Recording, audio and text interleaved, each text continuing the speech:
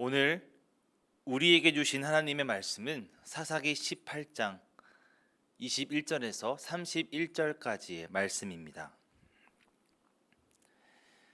그들이 돌이켜서 어린 아이들과 가축과 갓진 물건들을 앞세우고 길을 떠나더니 그들이 미가의 집을 멀리 떠난 때에 미가의 이웃집 사람들이 모여서 단 자손을 따라 붙어서 단 자손을 부르는지라.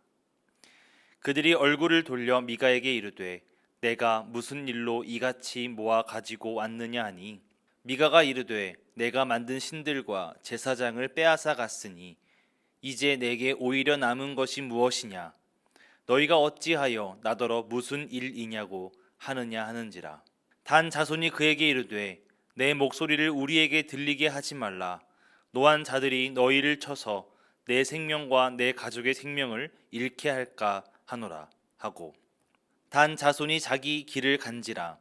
미가가 단 자손이 자기보다 강한 것을 보고 돌이켜 집으로 돌아갔더라. 단 자손이 미가가 만든 것과 그 제사장을 취하여 라이스에 이르러 한가하고 걱정 없이 사는 백성을 만나 칼날로 그들을 치며 그 성읍을 불사르되 그들을 구원할 자가 없었으니 그 성읍이 베드르흡 가까운 골짜기에 있어서 시돈과 거리가 멀고 상종하는 사람도 없음이었더라. 단 자손이 성읍을 세우고 거기 거주하면서 이스라엘에게서 태어난 그들의 조상 단의 이름을 따라 그 성읍을 단이라 하니라. 그 성읍의 본 이름은 라이스였더라. 단 자손이 자기들을 위하여 새긴 신상을 세웠고 모세의 손자요 게르솜의 아들인 요나단과 그의 자손은 단 지파의 제사장이 되어 그 땅 백성이 사로잡히는 날까지 이르렀더라. 하나님의 집이 실로에 있을 동안에 미가가 만든 바 새긴 신상이 단 자손에게 있었더라. 아멘. 사사기 17장부터는 사사기 결론부입니다. 그 중에서 17장, 18장은 종교적인 타락을 이야기합니다. 하나님과의 관계에서 가장 중요한 약속, 하나님과의 언약이 깨어지면 사회적으로 또 도덕적으로 타락이 자연스럽게 생겨납니다. 이것은 사사기 시대를 넘어서 오늘날에도 이어지고 있는 나름의 법칙입니다. 오늘날에도 우리가 어떻게 살아왔던지 하나님과의 관계가 깨어지면 자연스럽게 사회적으로 도덕적으로 무너지게 됩니다. 오늘 말씀을 준비하면서 스스로에게 질문을 던져보게 되었습니다. 먼저 나와 하나님과의 관계는 어떠한가라는 질문을 던지게 됩니다. 그리고 이어서 우리 교회와 하나님과의 관계는 어떠한가를 생각해 보게 되었습니다. 그리고 마지막으로 성도님들 개개인과 하나님과의 관계는 어떠할까 생각해 보았습니다. 사사기에서 반복되는 말은 자기 소견에 옳은 대로 행한다입니다.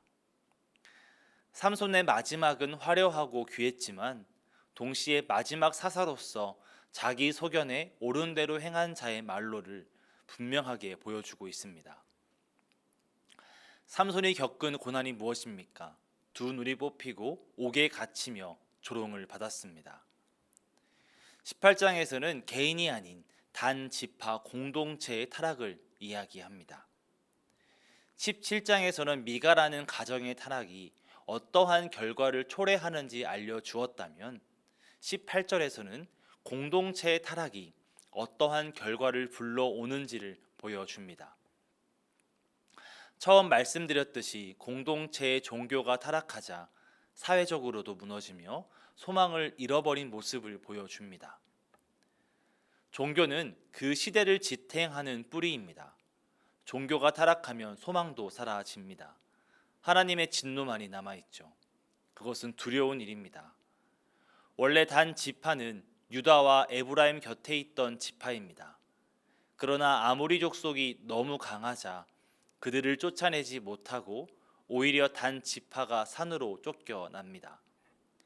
그리고 하나님이 약속의 땅에 거하지 못하는 그러한 불행을 겪게 됩니다.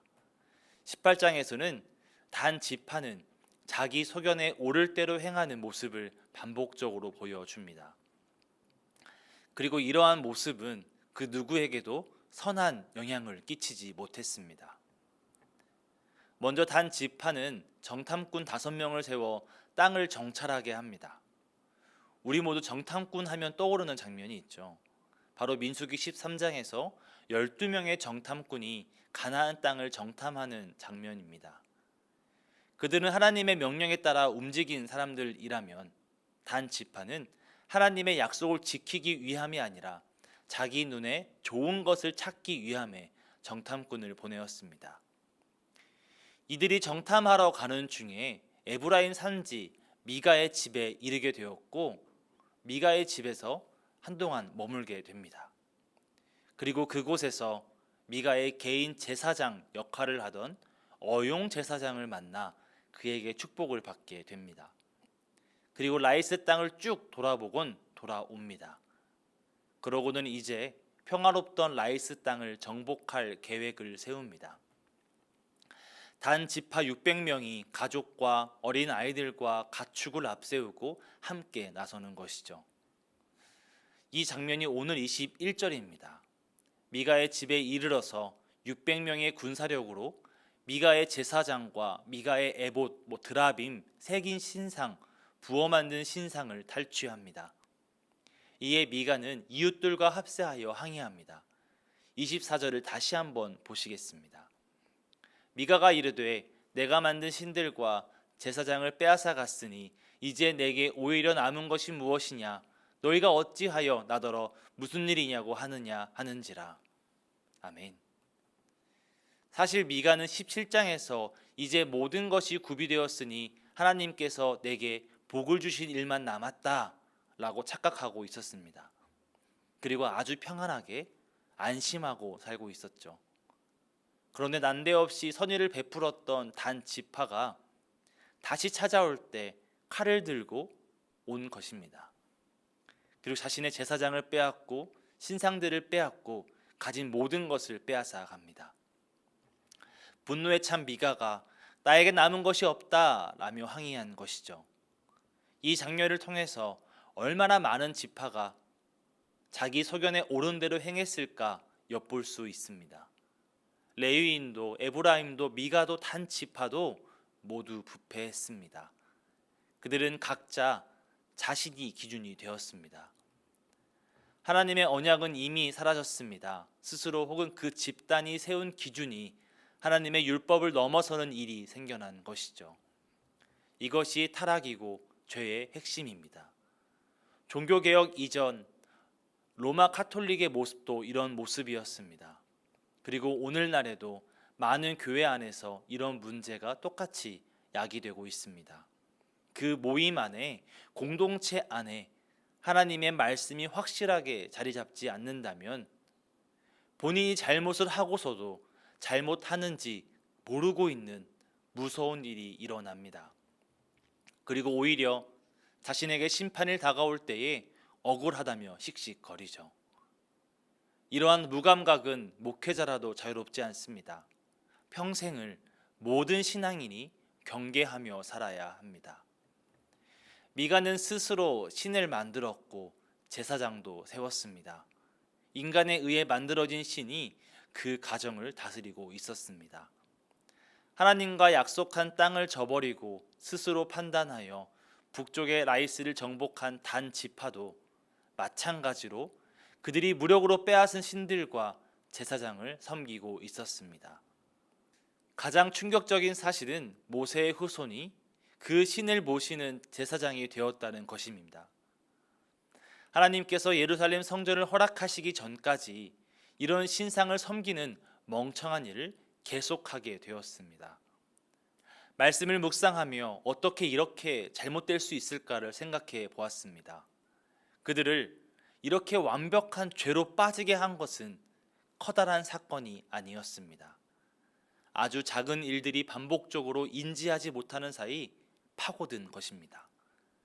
하지만 그 작은 죄가 공동체를 무너뜨렸고 결국 하나님과의 관계를 깨트리고 모두를 무너뜨렸습니다.